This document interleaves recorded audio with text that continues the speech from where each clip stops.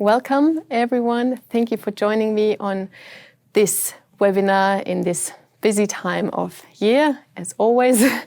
But this episode I feel particularly strong about because it has happened more than once that I had people approaching me with great projects in mind, with the best intentions to create something for their people to be able to develop and learn, or to create a better learning culture in their business or improve the business results or whatnot. And they just ended up with nothing because they didn't find the right approach to get the internal support they needed. They didn't get the budget or anything to follow through with it. So it is actually part of our customer service here at VMP eLearning to help those who contact us initially come up with the right strategy to gain exactly that support internally so they are able to follow through with their project. And I thought this is something that will hopefully be helpful to some of you and a lot more people to actually both gain that internal buy-in, but then also prove the value that your project provides later on. So your organization sees that you were right at the beginning, you had a great suggestion, a great idea, maybe even get a pat on the shoulders. And so obviously you want to show those who approved your budget that it was for a good reason and that they should approve your next project too. So let's look at everything relevant in order to do this. We will go through some points that are important to actually gain that internal buy-in to begin with, and then look at how to measure your success, which comes into place when you first seek approval. So as you will want to show your decision makers that you've actually thought this through and that you will be able to prove the success of your project later on.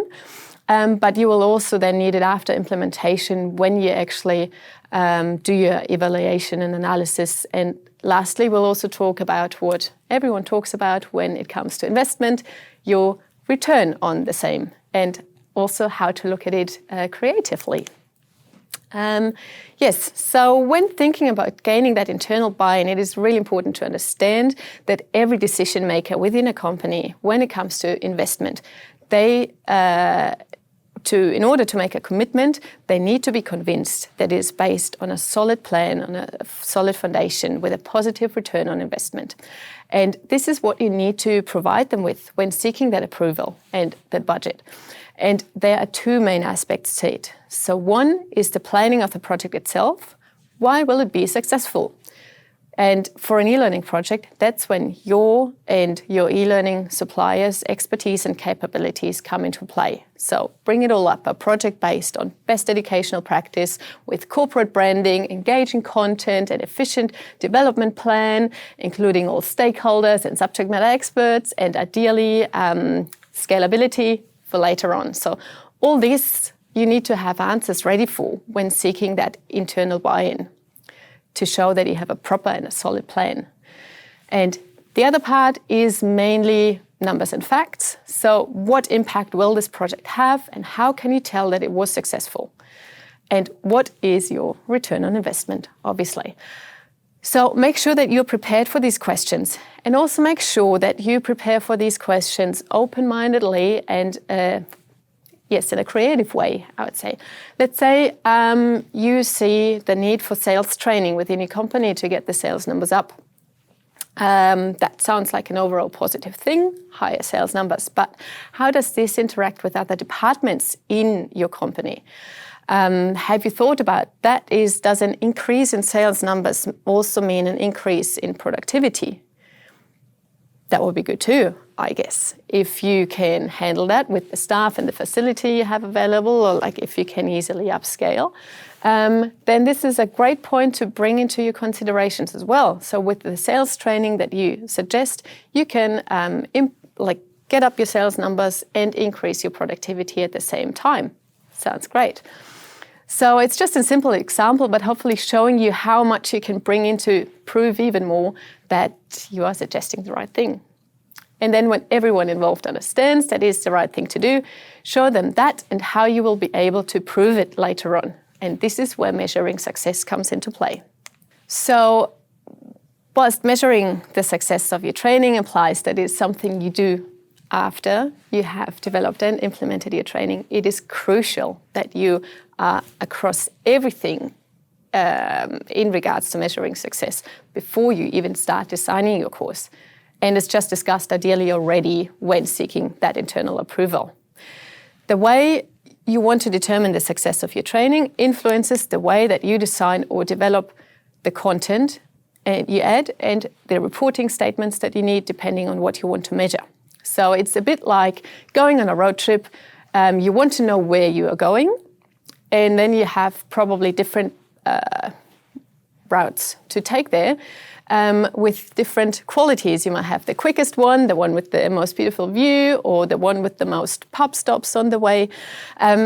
Whatever it is that means success to you, you see, you need to know there's a goal, and there's not necessarily just one way to get there. So you need to determine what the successful way for you is and what the successful outcomes are for you.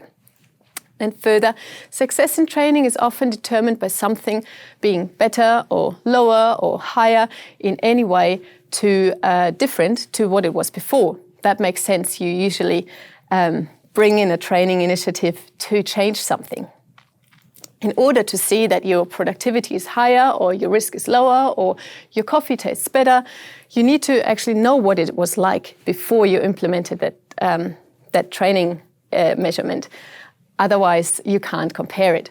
So that means you need to know your desired outcome, but you also need to know what data you have available now in order to be able to compare it later on. If you don't have any data from your HR platform or whatever you have in place, then ideally you create some data. So you could, for example, run a pre-test where you test the knowledge or the skills or the risk awareness or the coffee taste or whatever you're going for. And also when thinking long-term, a successful learning initiative will make it easier to get approval for future projects, obviously. So whatever you're looking to do, and when it comes to measuring success, evaluation, feedback, whatnot, make sure you think about it from the very first second that you start your plan of your training measurement, and not maybe like 6 months after you actually implemented the training and someone says, let's review this. That's too late. When starting a new project with a new client, I usually ask my clients, when do you determine your training successful? Now, if you think about one of your training initiatives, what would you say? What makes it successful for you? And you'd probably be surprised how often this question is followed by long silence. People don't know what to say. Sometimes I get a response like, if people don't find it boring, but that being your successful outcome means that you actually create training to entertain people. And it should not be, while it's always nice to have a not boring training, it should not be your main goal to simply entertain your audience. They should learn something. So some people also say if everyone completes the training, but what does that really say about the impact the training will have later on? If it is mandatory training, it doesn't say anything, because mandatory training just needs to be done no matter what. If you and if it's not mandatory but people follow through with it, you still don't know actually how much impact there will be later on. So it depends. If you say all I need is to tick a box that everyone's been through the whole training, then it might be successful. If you want something else, you might have to dig deeper. So it is therefore important that you properly define what success looks like for you in order to actually be able to measure it. And this slide will probably look very familiar to anyone who has just had the slightest look into anything, how to measure success or training outcomes. And these points are also often what clients tell me that they want to reporting on: pass and fail rate, training completion rate, training experience satisfaction, dropout rate, post-training performance. All sounds nice, but again, it depends on what you want to measure and how you define success to actually say that these metrics will help you get the results that you're looking for. So let's have a look at each of them individually to see why you need to be very conscious about what to use when you measure your success. Let's start with the pass or fail rate. It sounds easy. Someone passes an assessment or passes a course, they've been successful. Someone fails, unsuccessful. So if you look at it like that, it doesn't say anything about the course being successful or not, just the specific people. So you will have to look at the whole learner cohort. So how many % of your learners pass the course? And what do you deem successful? Is it 90%? 90% of your learners pass the course. That sounds successful, and that's what you're looking for. Great. But that still doesn't say anything about whether your learners will retain the knowledge or what they're going to do with it later on. So really, it's just a small part of what you might see as success. And then also you can't necessarily say that it is the quality of your training that made your learners pass the course. It could be that you just have really simple questions in place that are very obvious for people to answer. And the same thing the other way around, if you have a higher failure rate than you expected, before you deem your whole training course unsuccessful or saying like maybe it's too hard, maybe we didn't do it right, look at your assessments and make sure that the questions actually match the content and it's not something else that's going wrong. If we look at the training completion rate, that can only be taken into consideration when it's not mandatory training, obviously, otherwise people have to do it anyway. But then if it is not mandatory, but you have a high completion rate, you have probably done something right with your training. If you experience a significant dropout rate though, then I recommend that you take a close look before completely redoing or ditching the course. And here comes into play what we've discussed in my first webinar of this series at the beginning of the year, a thorough analysis. So take a proper look at everything you can imagine.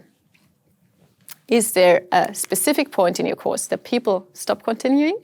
Most of them dropping out at the same point. So make sure it's not, for example, a navigation issue.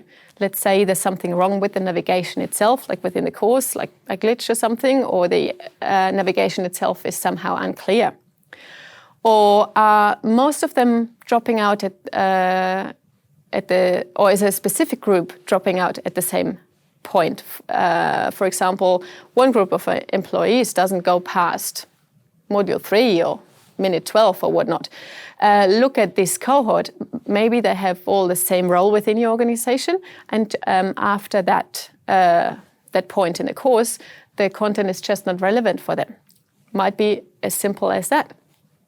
Or you can see that dropouts happened all at a similar time, all on that one Monday afternoon where people were highly motivated to do the training, but then you got this new project in or like had to deliver 50 cars more this week than expected, and everyone just had to get full hands-on and did not have time to continue with the training.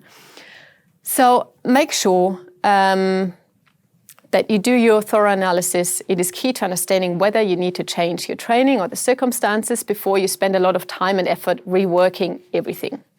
And it's useful to solely rely on the reporting, not useful to solely rely on the reporting you can pull from your course or LMS, but you can access any other data, whether it's be work reports, staff surveys, or anything else to get a holistic picture. A training experience satisfaction is another indicator of successful training, which you can evaluate either via automated feedback after the course or via personal interviews or surveys or whatever you have in place. We come to that later anyway. So depending on what method you use, you will get more or less detail or background, obviously, but it could even be a simple 3-response option question that make like to get a quick start, and then you can always dig deeper, like a smiley face, a neutral face, and a sad face, or like the 5 faces that we see here. So it's very basic, but therefore easy to implement and more likely to be answered than a complex questionnaire, like imagine you have half an hour of training to go through, and then you're still required to write however many sentences to give specific feedback about your thoughts and feelings. And we obviously all want our learners to be satisfied with the training for sure, and we know that learning outcomes are usually connected to the motivation and engagement of our learners. And yes, but we still need to be aware that people can be absolutely happy with a course, but that doesn't necessarily mean that they then apply the things they've learned in the work environment. They still might not fully understand the concepts, but just not realize it, and so on.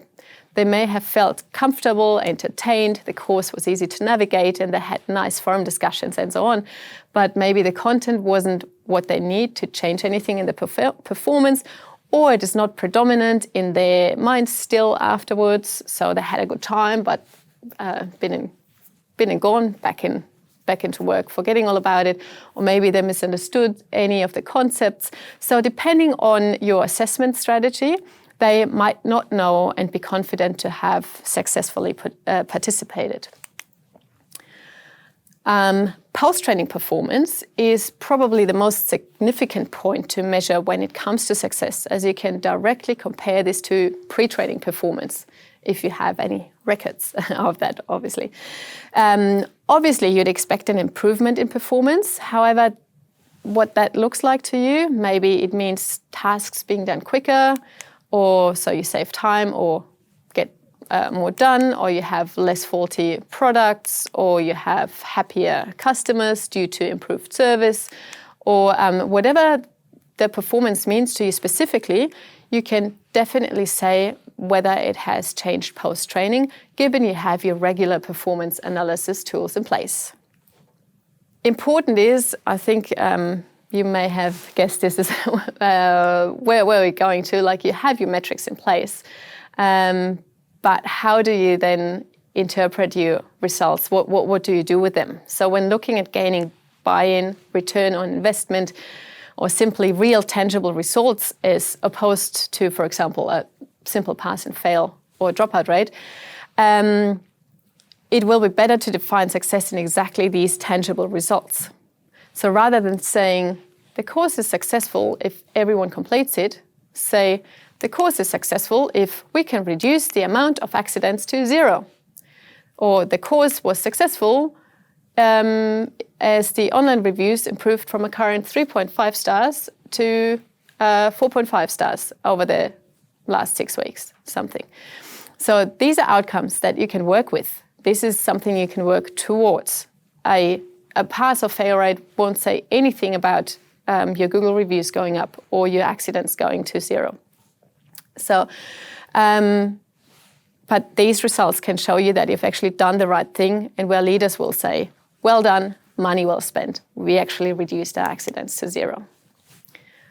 Yes, so make sure that when you think about your training success, you think beyond the course time, not only about what people think while they are taking the course. Obviously, you want them to be engaged and motivated, but think about afterwards. If it's not engaging, motivating, or they don't stick with it, there won't be any success later on. But think about also the impact you want to see, the change that you're expecting after people take a course. So an increase in people purchasing your course through recommendations, for example. Tangible risk mitigation, as we just had, accidents going to 0. Or you can measure shorter time away from the workplace with same or better learning outcomes than, for example, a face-to-face course. You can compare these two things too. You have a higher productivity. You can feel a increased loyalty. There are things to measure that as well, if that's what you're after. You have lower staff turnover, therefore, obviously, less onboarding costs and so on and so on. You have less faults in your products. Whatever it is you're going for, make it tangible. Don't make it a simple pass or fail rate or dropout rate. Make something where you can say, this has actually changed. And one question I hear often, and you might wonder this as well, is how do we then automate this analysis to measure success? And I totally get this question. I mean, look at everything we've discussed already today in regards to measuring success. And what we've only quickly mentioned when referring to the first webinar about measuring and analysis. So it is a lot of work to ensure you have as much data as possible before the implementation of training to then compare it to outcomes afterwards. And obviously you need to do your analysis then and then compare and define your metrics and all the kind of things. And then you need to get all the data you can after the training, and you need to, build reports and whatnot. So I guess it is a lot of work. And then even think like a big user group, even more so. For example, we have recently done a lot of work for the Australian Defence Force, and you can imagine with such a large organization with so many arms and departments on the one side, and then a huge and very diverse user group on the other side, you'll just need to have some kind of automation to be on top of all the kind of data and reports you might want and need. And therefore, you need a really good strategy to get there. So let's look at how we can make this all a little less overwhelming and what can actually be automated, what can be automated. So to start simple, choose the most important metrics for what you want to measure, and then leave it at that, at least for the start. The more metrics you throw in, the more complex it gets, and the more time it takes to organize the data and analyze it. So define what outcomes you want to see, what you want to be able to measure, and then what metrics you need for that. So once you've got that figured out, think about how you can get those metrics, and then look at which ones you can automate and how. So with the measuring tools we have available, the typical ones being like assessments and quiz, surveys, like pre, mid and post-training, scenarios and simulations where you can see how do people actually react within an environment, and self-assessments. These typical methods of measuring metrics are simple to implement and automate, as this is what you usually can easily track with your learning management system. So with a regular LMS, you'll be able to easily see pass and fail rates, dropout rates, and so on, depending on the level of customization, obviously. Other metrics that are very useful to bring in, depending on what you want to measure, but usually come from a different reporting system than your LMS, and therefore need some work from your side, performance analysis, data analysis from work processes, data about turnover, sales and profit data, and observation checklists. So everything that you might have in place already anyway, besides what is in your learning management system or in regards to training. Now I'm going to ruin all the fun and tell you that the most valuable, or at least very valuable insights you usually get from qualitative data. So not numbers and statistics, but for example, the following: in-person interviews, group discussions with supervisors and managers. So you see anything that requires time. So that all means words, that all means lots of words, that requires you to extract the relevant data and put it in a way that you can actually measure it. So you need to drill it down, make it dot points, bullet points, and whatnot. So with these discussions, to reduce your time, as I can already hear you thinking, going like, when am I going to do that? I strongly suggest you include your people as much as you can. It's all about the people. But there are ways that you can automate parts of that too. So think about whether there are ways you can ask your questions in a way that they are simple to answer and in an automated format. Let's say you have recently extended your online learning program to allow more time in face-to-face workshops that users can have deeper discussions or like go more into nitty-gritty stuff or play around with different scenarios and so on. The best information on how that is actually playing out you get from trainer or facilitators themselves. So can you get your trainers to take an after-course survey where you ask them about how the students participated in the face-to-face class? They can choose between anything from not at all to very high engagement. And you can take this and automate that and compare it to their feedback beforehand.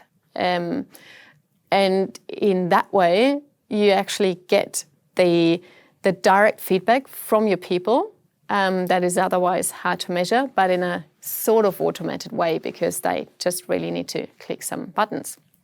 Or if they have to grade performance, or if managers have to give feedback about performance anyway, try having something set up within your LMS or whatever reporting tool you use for them to insert standardized feedback that allows you to easily collect and interpret data.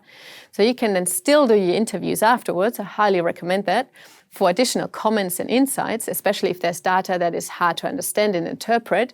But it gives you a start where you can really say like, okay, I have all trainers, facilitators, department managers, or who I'm talking to, really just giving that quick feedback on this was very engaging, or I can see performance increased by, like, you don't need the numbers, it is just that personal feedback that you get, and you can drill it down and then move on from there. I still highly recommend to involve your people, both trainers and learners, as much as possible and talk to them to really understand the data, or maybe also discover things where your data says your training was successful.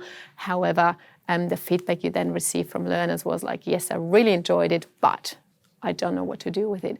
So work with your people as much as you can.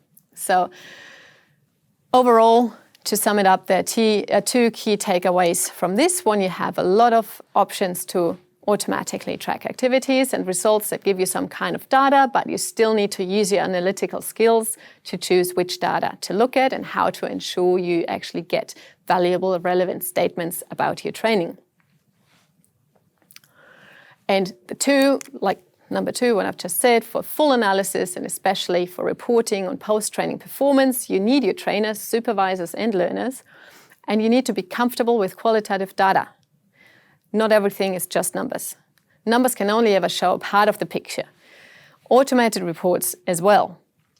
You can't send your LMS out in the field to track performance and compare it with whatever content you had. Just imagining that LMS running along with everyone. So that's nothing we can do just yet, at least. So after all, you're working with people and you're training people. So make the people part of your analysis as well. And now the big three letters, ROI, return on investment. That is what you obviously always need to consider, your money givers as well. So when you will have to define your return on investment, and obviously there are formulas to do that, and you need to make sure that it is net positive, obviously, otherwise you're definitely losing money. And then you also obviously compare your different return on investment options to identify which option provides you with the best one. So far, so straightforward. But what components of the overall cost do you put in? That totally depends on your situation. Again, are you replacing a face-to-face training with self-paced online learning? Then you can compare the cost of the e-learning production and the time it takes your staff to complete it with your current cost of paying a trainer or a staff member to actually run the training, some training material, maybe room hire, maybe catering, maybe travel cost, whatever comes in. When you're implementing new training initiative, you can, for example, compare implementing that as an online solution versus implementing that as a face-to-face training. But you can also, if the question is like, are we going to implement training at all, compare the training costs versus not investing into training. What are the costs of not investing in training? You might say it is simple, it is zero, but what would the cost be of accidents happening because people don't have the right training? Or are you paying for insurance that maybe you can reduce the cost that you pay for insurance if you can prove that you have specific training in place, things like that. Or what does it cost you to keep the sales numbers as they are as compared to increasing the sales numbers by this? So you can always compare implementing training and the cost of that to not implementing the training, which is a cost that's not going to be zero. And also, again, let's talk about the creativity of defining your return on investment. I once ran a training needs analysis program for a company where a large part of the employees had to work with big machines that could be very dangerous when not being handled appropriately. They did have training in place, but it was more formality, where with text-heavy PDFs for mainly non-native speakers. So the CEO wasn't convinced that everyone knew the risks, which is why they looked at actually developing some online training for them. And in that, when running that training needs analysis program, I asked the CEO what they would get out of having appropriate training in place and what their return on investment would be. And I just remember them looking at me saying, a good night's sleep. A good night's sleep, because currently I'm worrying so much about my employees being killed by the machines because they don't know how to use them properly. So I can't sleep at night. Good night's sleep would be my ideal return on investment. And I thought, that's actually brilliant. That is completely free of numbers, free of anything. But they said, I need my sleep back. I need training for my employees. And so since then, every time I just don't think numbers and whatnot. It's not all about numbers. It's about so much more. And like to get the return of buy-in and to define the return on investment, it sometimes requires that extra thought and creativity on moving away from plain numbers. You know your company best, maybe changing the culture, keeping people there means so much more to your CEO or for your company than just the simple cost. Whether you then deem it appropriate to put into your calculation how many cups of coffee a day your organization saves if people get a good night's sleep, that is up to you. You know whether that will be accepted in your budget calculations. But just remember, there are many components that could be part of how you define your return on investment. So again, it comes back to be creative, be open-minded. And yes, to sum it up, there is a lot you can take into consideration when measuring success and return on investment. And for your specific situation, even more, and then different training initiatives will bring up more opportunities for you to show how you can think about everything, or like how many things you can take into consideration when proposing your project. So there's so much to consider that you just realistically can't consider it all at once. And remember, you don't need to. You need to consider what matters to your specific situation, your company size, your aspired learning outcomes, your timely, monetary and staff resources, and your money givers, and so on. And I hope that this webinar will help you in the future to define appropriately how you can measure success best for your situation and what gives you the most meaningful data and results. And I thank you very much for listening to me and going through this, this also like experience with me. And I would like to invite you to put all your questions in, or even if you want to share a tip or experience that you have or like find insightful. I'm always keen to hear other people's experience as well. So please attend to the Slido link and put your question in, and I'll give you a couple of minutes to come up with your questions, and then we'll go through them together.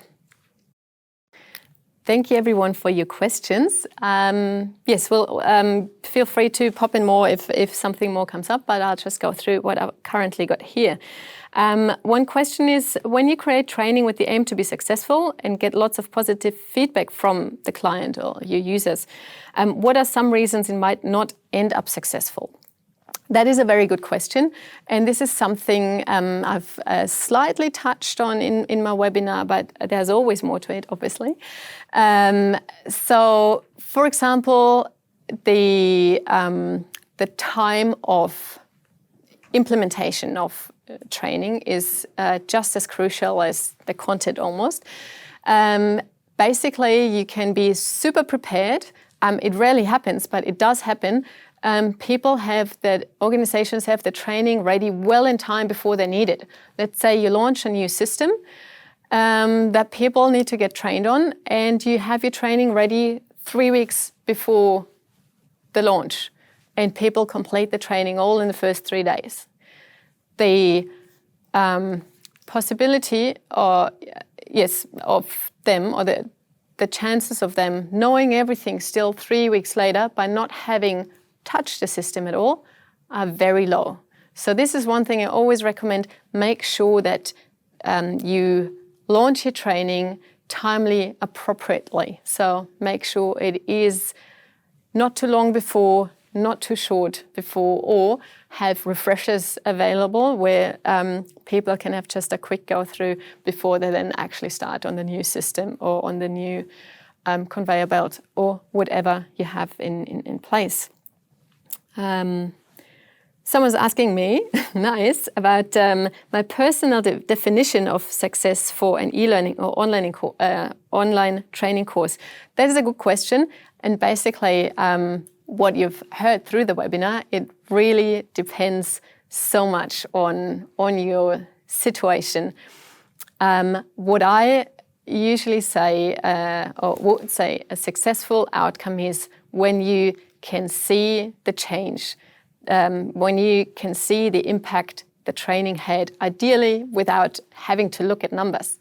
If you, not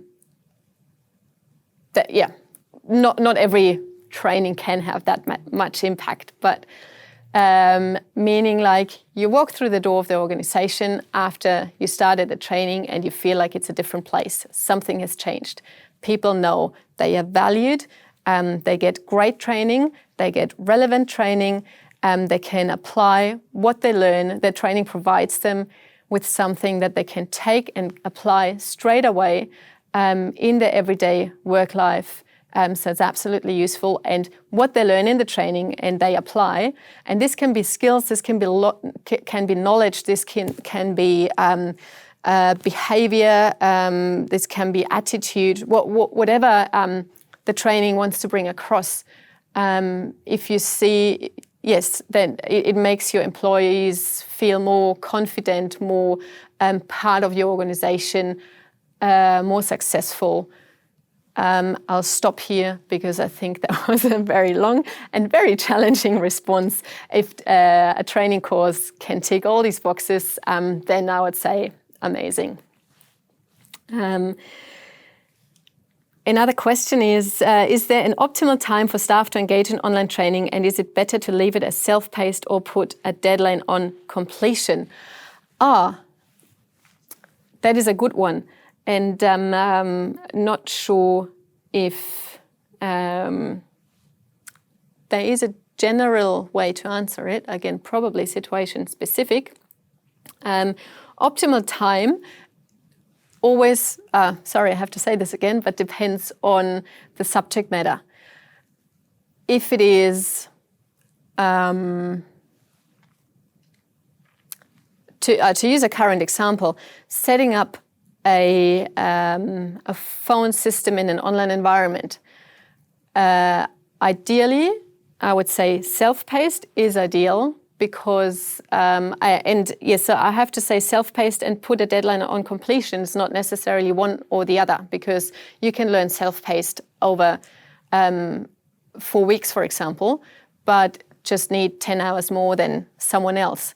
So having a deadline doesn't mean that until the deadline you can't work in a self-paced environment. But then with how long to work on it, it is always consider what you think the fastest learner would need and the the learner who wants the most amount of time because they just like to be super thorough, or they start maybe at a different knowledge level. Always allow that much time that it still works within their work time. And then I think it doesn't matter too much whether you have a deadline or not. But the complexity of your training. So again, setting up a phone system in an online environment probably give them more time, or like you would learn in longer chunks, because this is something that you need to get into and then start setting up, and you're not like starting setting up a system and then just leaving it for 3 days and come back to it. So you need to make sure that your learners actually have more time available. Whereas going through a code of conduct, you have your small chapters. It can be 5 minutes each day for a whole week or over 2 weeks or however long that is, because you don't need that time to actually get your mind into that complicated environment that already takes you half an hour, and then do something and then unwind. But it's just like small chunks of information. So it really depends on the content, what you want to bring across, and if you have a time that people have to complete a training by. I had one up here. What is the best way to integrate face-to-face training and online training? There are a couple of ways. Personally, one of my favorites is following the flipped classroom approach, where people have a part of self-paced online learning, and then you use the face-to-face time, whether that is virtual or in person actually, to build on that knowledge that people should have acquired in their online time, to actually reinforce what you've learned. So if you've watched my last webinar, this is where I was also saying like retrieving knowledge is important for learning outcomes. So not only taking it in, but have it come out again.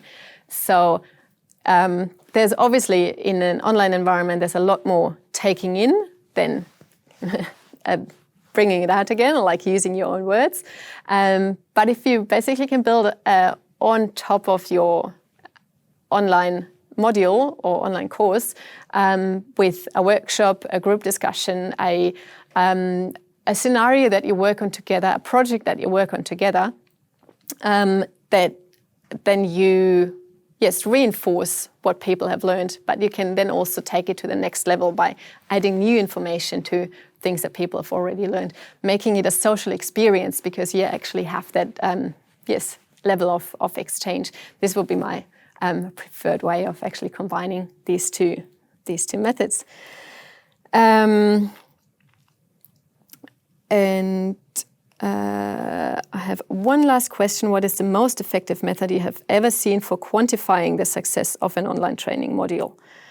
Quantifying the success, I guess, is depending on the time and resources you have available, is always working with a buddy system. Not always, but is, for example, working with a buddy system, having your staff basically, or like you have your points of contact, so however you want to call them, who take training to then actually provide or facilitate that training for others.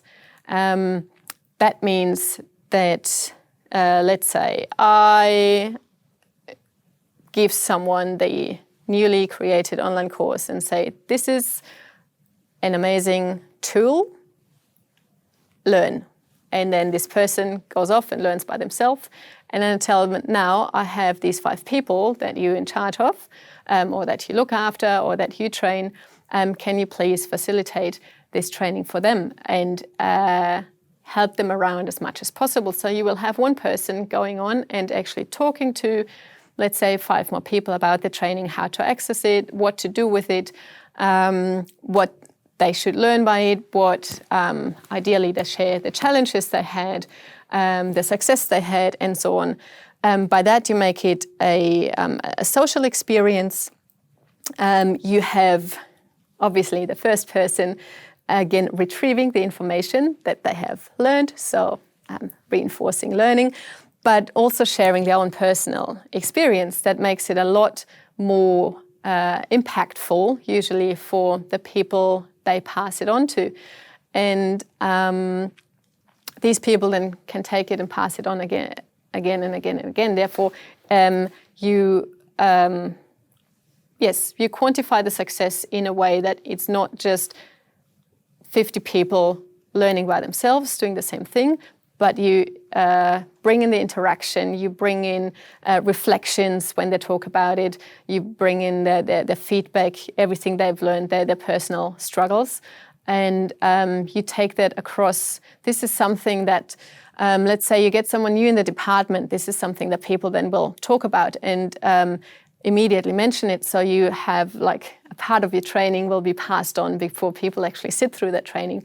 So how much faster can it get? Employees say they will, if they have done the training themselves and pass it on, they will really break it down to what they know is important for that specific role they are talking to in the environment. So basically they custom tailor it to the person they're talking to and make sure that they actually get what they need. So this is one way. I'm sure there are more. This is just something I could think of right now, that I'm a big fan of having some kind of buddy system in place.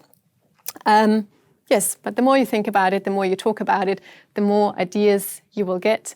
And I'm happy to have like a chat with any of you later on, so feel free to hit me up on LinkedIn or send me an email, give me a call. If you have any questions in the future, any ideas, any specific situations that you would like to talk through, I'm always happy to hear more, to learn more, to have some exchange of experience. So please, get in touch. I'm looking forward to hearing from you, and thank you so much for being part of this webinar today. And that's a goodbye from me.